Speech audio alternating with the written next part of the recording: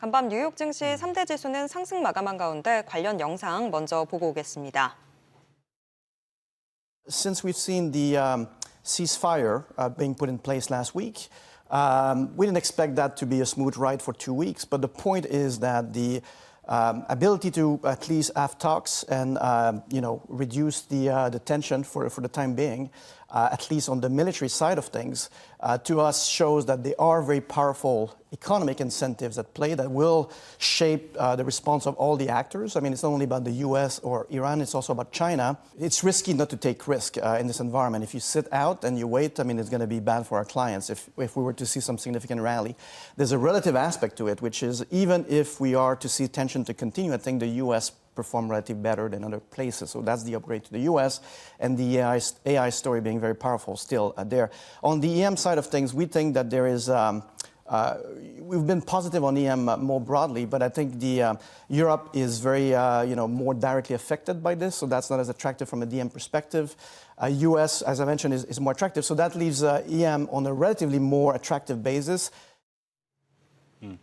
네, 그래서 이제 베센트 재무장관도 월스트리트저널에서 이야기를 했습니다. 미국보다 아시아와 유럽 국가의 피해가 좀 더 클 것이다라고 이야기를 했었는데 여기와 관련된 이야기, 휴전 기간 동안의 전략 함께 이야기 나눠보도록 하겠습니다. 위즈웨이브 이건희 대표 함께 하겠습니다. 어서 오세요. 네, 안녕하세요. 네, 자 일단 오늘 우리 증시가 좋은 흐름으로 좀 마무리가 됐습니다. 6천도 오랜만에 좀 터치를 했었는데 네. 뭐 지금 흐름을 가지고 여러 가지 이야기가 많습니다. 이제 정고점까지 갈까, 뚫어낼까 이런 이야기가 좀 나오고 있는데 대표님은 좀 어떻게 보고 계십니까?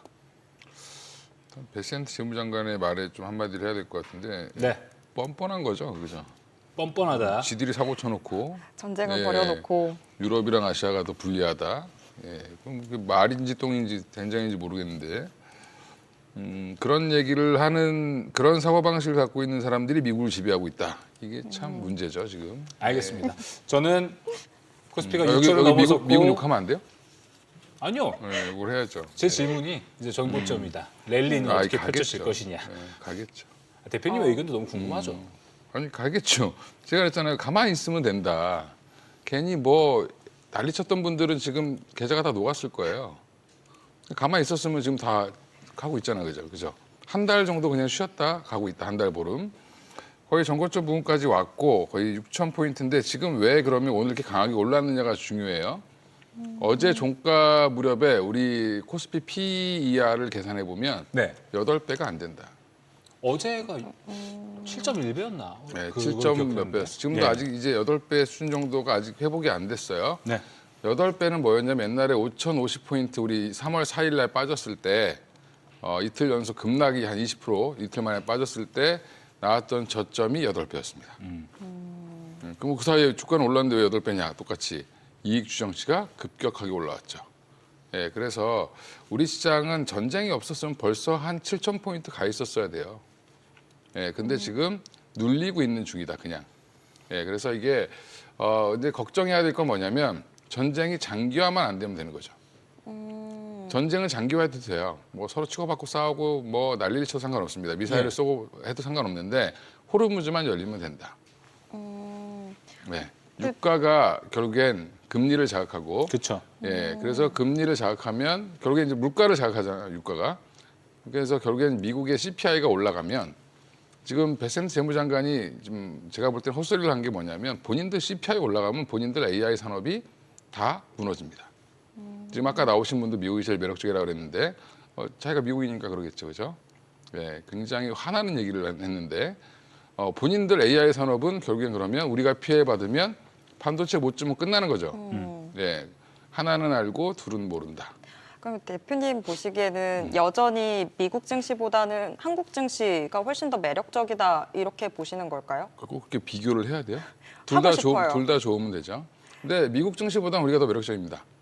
그 이유는 EPS 상승률이 우리나라는 급격하게 올라가고 있고 미국은 정체. 미국은 지금 빚내서 처음으로 투자를 하는 거를 지금 하고 있는 상황이에요. 미국은 한 번도 10년 넘게 빅테크들이 그런 투자를 해본 적이 없습니다. 네. 예, 그럼 주주들이 지금 성화하겠죠. 배당도 안 주고 자사주 소각도 못 하고, 예, 그렇게 되면 미국의 주식 성장률은 떨어질 수밖에 없다.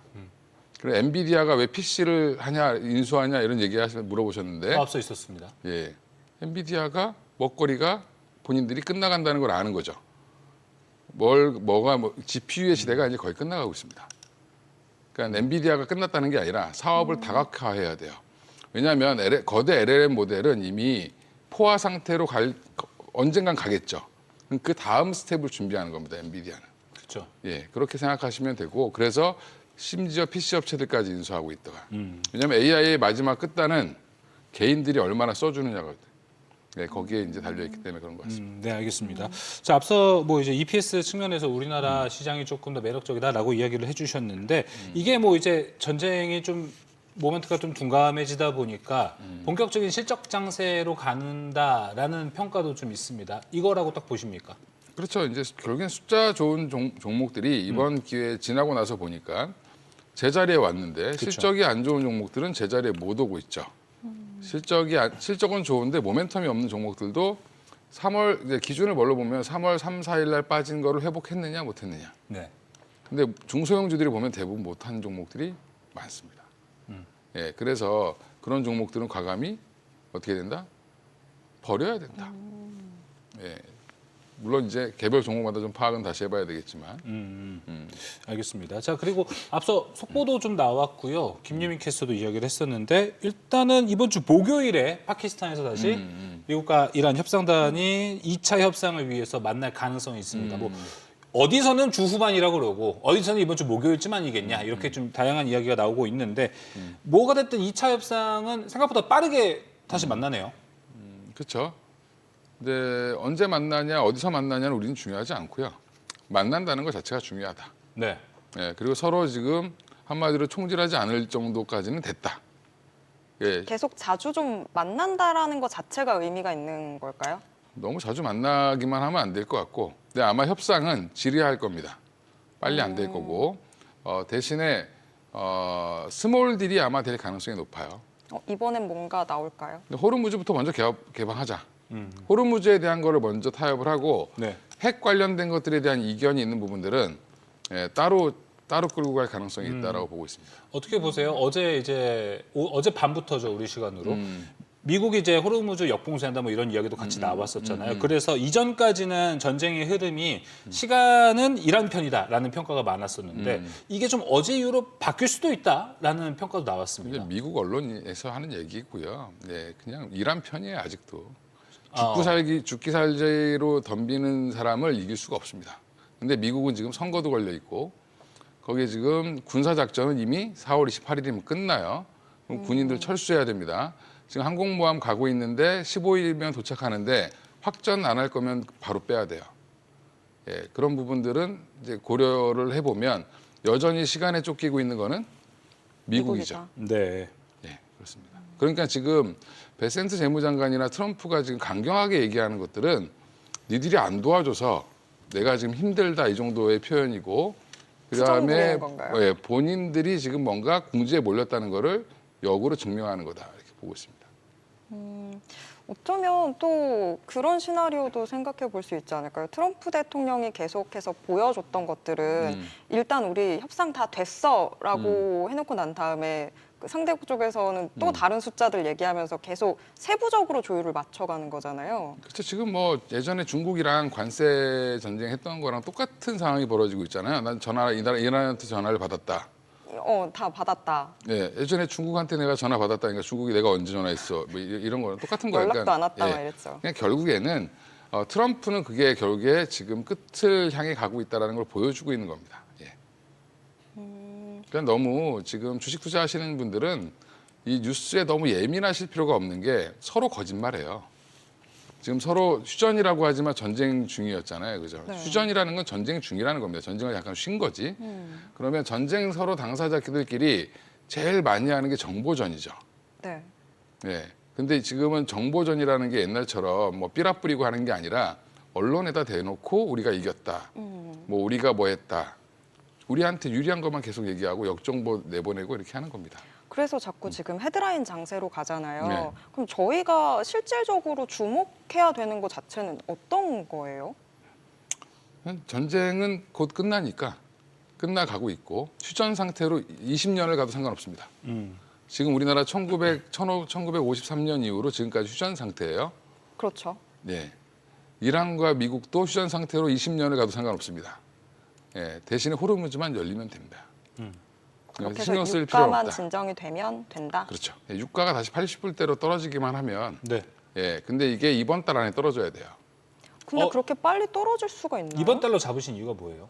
길어지면 물가에 영향을 주죠, 미국한테. 미국 내 물가를 이제 걱정해 드리는 거예요. 예.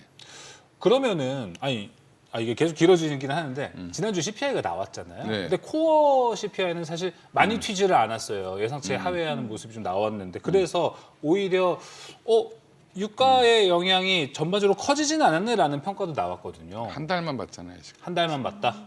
이번 달은 그러면 좀 본격적으로 영향권에 들어올 수도 있다라고 보시는 게 그러니까 있으신가요? 이 상태로 이제 만약에 120불, 130불로 가버리면 유가가 그러면 미국 내에서 폭동이 일어날 수도 있고, 예, 그러면 이제 CPI가 이제 6%, 5%, 6%가 나올 수가 있어요. 예, 그러면 연준은 뭘 해야 되냐면 기준금리를 무조건 올려야 됩니다. 예, 그러면 AI 투자는 빠그라지겠죠. 그렇죠. 그런 순간 우리나라도 안 좋고 미국도 안 좋고 전 세계가 다 안 좋아진다. 그러면서 뭐 스태그플레이션 이야기로 뭐 점점 네. 끌어들이면서 시장이 좀 안 그거- 좋아지는 예, 그럴 수 있기 때문에 길어지면 길어질수록 안 좋다. 맞습니다. 예, 그래서 최대한 빨리 이번 달 안에 네. 예, 마무리가 되고 호르무즈만 열리면 바로 맞아요. 80불대로 떨어질 가능성이 있습니다. 맞습니다. 이게 지금 5월에 미중 정상회담도 기다리고 있으니까 4월 안에는 어떤 결과가 좀 나와야 되거든요. 그래야지. 안 할 수도 있어서 그거는 뭐, 예. 그렇죠. 미중 정상회담 또 더 미룰 수도 있다라는 뭐 아예 안 만날 수도 의견도 있습니다. 있다고 예. 하더라고요. 예. 그러니까 뭐 너무 그런 거는 중요하지 않고. 그것과 네. 무관하게 4월 안에 좀 전쟁이 끝났으면 좋겠다라는 게 그리고 최소 호르무즈 개방이라도 좀 가져가서 유가 안정을 좀 가져가야 되는 게 중요하다라고 이건희 대표의 의견 함께 말씀드립니다. 자, 그러면 이제 섹터 쪽에서도 이야기를 좀 같이 나눠보면 좋을 것 같습니다. 이건희 대표님 이제 다음 주면 SK 하이닉스 실적 발표 앞두고 있습니다. 이제 삼성전자가 지난주에 엄청난 실적을 발표했잖아요. 네. SK하이닉스는 지금 그래서 가장 높게 보는 게 40조까지 영업이익이 나왔습니다. 근데 왜 40조보다 더 스트릿 컨센으로 가면 더 올라갈 것 같으신가요? 그게 의미가 있나요? 네, 40조 이상만 나오면 될 것 같습니다. 지금 가이드라인은 딱 40조로 만들어졌다라고 보시는 겁니까? 예. 그리고 일단 지금 하이닉스가 오늘 신고가를 냈잖아요. 예. 예. 기대감이 그만큼 큰 거죠. 예, 이미 반영이 된 거고 이미 지금 연간 가이던스가 더 중요해요. 이번 분기에 얼마 버냐는 뭐 의미는 없는 것 같고 이미 40조 넘는다는 거 기정사실화되어 있고 그쵸. 그럼 이제 45조냐 6조냐 이게 중요한 게 아니고 오히려 성과급 나가고 나면 성과급이 꽤 많이 나갈 거예요. 예, 그럼 거의- 조금 줄어들 가능성도 있습니다. 예, 이제 근데 올해 230조 이상을 봐요 지금 가이던스가 벌써 올라와서. 근데 지금 HTS 상에서 보시면 FN 가이드는 190조로 돼 있습니다. 195조. 연간 영업이익. 예. 네. 예. 근데 지금은 230조, 40조까지 갔기 때문에 오늘 급등해서 110만 원 됐는데도 PER은 이제 4배 조금 넘었을 겁니다. 그 얘기는 무슨 말이냐면 여전히 우리나라 대형주 중에 제일 싼 주식입니다. 밸류에이션 상으로는. 네, 그렇습니다. 그러면 실적 발표 이후에도 SK하이닉스가 삼성전자보다도 훨씬 더 상승 탄력이 좋을 거라고 보세요? 그렇게 생각하시면 안 되고 삼성전자와 하이닉스는 PER 밴드가 달라요. 예, 삼성전자는 6배에서 8배 사이를 보고요. 여기는 4배에서 6배 사이를 봐요. 그러면 둘 다 지금 삼성전자 이제 6배, 그다음에 여긴 4배. 그러면 올라갈 룸은 둘 다 많이 있다. 예. 그 정도로 사이클로 보더라도.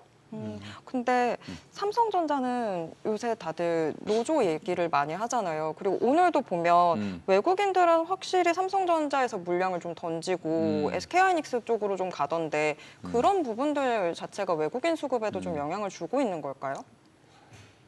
파업하면 더 좋죠. 오히려 더 좋나요? 파업하라고 하십시오. 예. 예. 그러면 반도체 가격은 더 기하급수로 올라가겠죠. 오히려 차질이 생기니까 예. 그러면 생산 차질 생기면 난리 나겠죠, 그죠? 반도체 가격이 아마 폭등할 겁니다. 예, 그럼 SK하이닉스는 더 좋겠네요.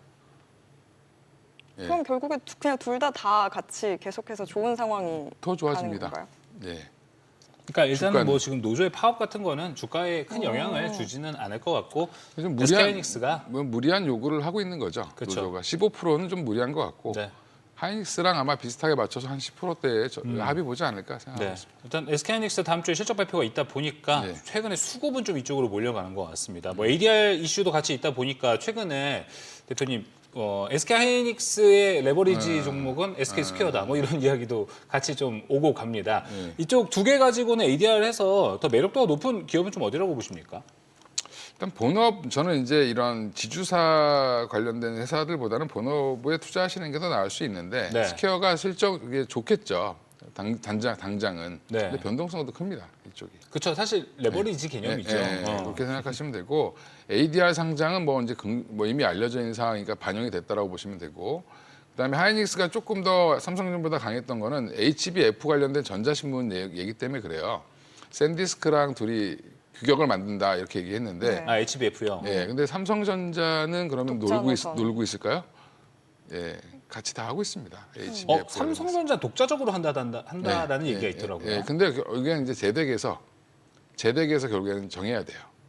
반도체 규격을 정하는 데서 같이 정해야 되기 때문에 HBF 시대가 생각보다 빨리 올 수 있다. 그거에 초점을 맞추셔야지 누가 뭐 이게 아니라 샌디스크 저기 점유율 이제 10% 조금 넘는 애가 HBF를 선점하려고 하는 이유가 뭐냐면 그게 돈 된다는 걸 보고 있죠. 본인들은 낸드 플래시가 주력인데 HBF라는 시장이 생기면 훨씬 더 좋아지겠죠. 그러면은 대표님 HBF라는 새로운 키워드 뭐 새로운 키워드는 아니죠. 근데 어제 부각이 되면서 주가를 쫙 올렸잖아요. HBF가 HBM만큼이나 좀 파급력 있게 시장에 어떤 영향을 좀 줄 것 같으세요? 누군가가 써주면 주겠죠. 근데 지금 광통신 관련된 종목들 이제 특히 이제 정확히는 광 트랜시버, 네, 그렇죠. 그다음에 바꿔주는 거. 실리콘 포토닉스 뭐 이런 거 가지고 이제 움직이는데 그게 이제 엔비디아가 그걸 쓰겠다. 네. 저쪽에 있는 랜드 플래시 한마디로 저장 장치에서 빨리 불러올 수 있는 거를 광 케이블 쓰겠다라고 지금 얘기하면서 급등을 하는 거잖아요. HBF 쓰면 광 케이블을 그렇게 많이 쓸 이유가 없습니다.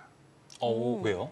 바로 옆에다 메모리를 두는데 뭐하러 그러면 광통신 그 전선조차 필요가 없다라는 거군요. 저장을 하면 되는 거니까. 그러니까 엔비디아는 HBF를 지금 당장 쓰고 싶지 않은 거예요. 왜냐하면 그것까지 쓰면 삼성전자나 하이닉스에 자기가 끌려다녀야 되거든요. 그렇죠. 메모리가 더 비싸지는 추세로 만들어지는 거니까. 예상컨대 아마 기술력 그러면 올라가고. AMD 같은 데서 먼저 쓸 수도 있습니다. HBF는 네.